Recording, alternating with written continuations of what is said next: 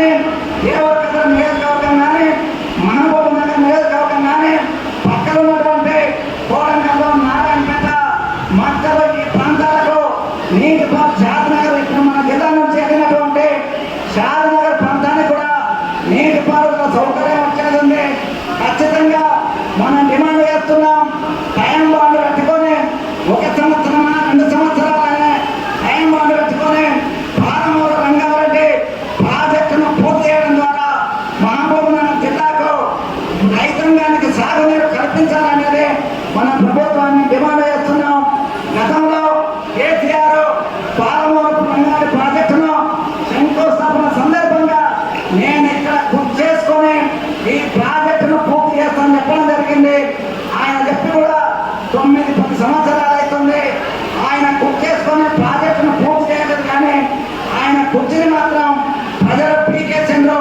ఈ పాలకులు కూడా ఏదైతే ప్రాజెక్టుల పైన నిర్లక్ష్యం వహించకుండా ఏదైతే ఎన్నికల సందర్భంగా ఇచ్చినటువంటి వాగ్దానాలు ఉన్నాయో వాటన్నిటిని కూడా అమలు చేయడానికి పూనుకోవాలని ఆ దశగా ఆ వాగ్దానాలు కానీ పాలమూరు రంగారెడ్డి ప్రాజెక్టును పూర్తి చేయకపోవడం కూడా దీంతో ప్రజలు మీ కోర్టును కూడా పీకేసేటటువంటి సమయం తెచ్చుకోవద్దనే సందర్భం తెచ్చుకోవద్దనేది మనం రాష్ట్ర ప్రభుత్వానికి తెలియజేస్తున్నాం.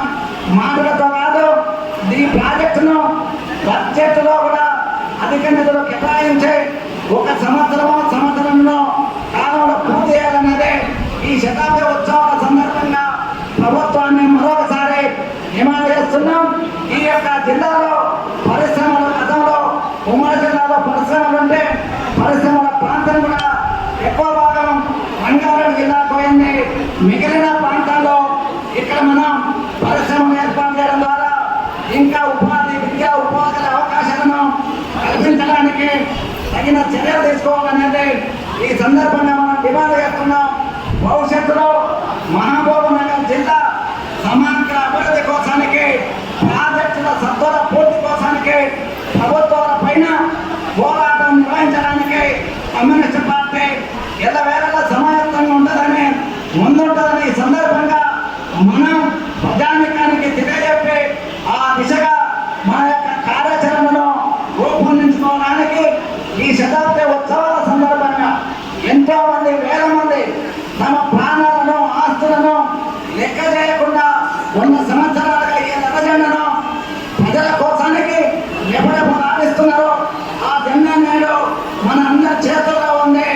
ఎట్లయితే మనకు ముందున్నటువంటి నాయకులు కార్యకర్తలు ఏ జెండాను ప్రజల కోసానికి 100 సంవత్సరాలుగా నిలబెట్టిండ్రో భవిష్యత్తు తరాల కోసానికి సమాజంలో ఉన్నటువంటి దోపిడీ నిర్మూలన కోసానికి పేదరిక నిర్మూలన కోసానికి ఏ జెండాను మరింత సమర్థంగా నిలబెట్టవలసిన బాధ్యత ఈనాటి నాయకులు కార్యకర్తలు మన పైన ఉంది.